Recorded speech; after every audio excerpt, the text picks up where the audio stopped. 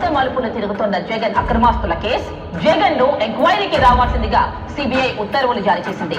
ఈ రోజు జగన్ తన ప్రచార కార్యక్రమాలను ఆపి దిల్కుషా గెస్ట్ హౌస్ లో సిబిఐ ఎంక్వైరీకి హాజరయ్యారు.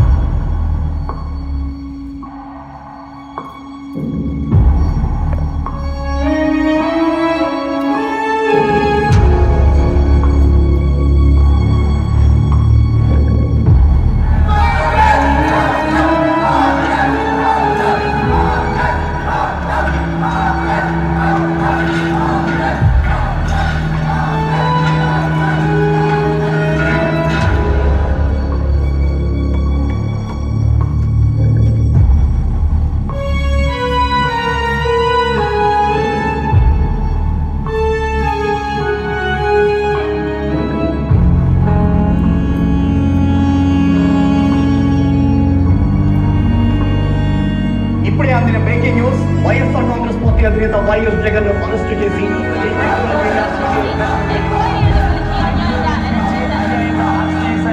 వైఎస్ఆర్సీపీ శ్రేణులు కార్యకర్తలు ఆందోళన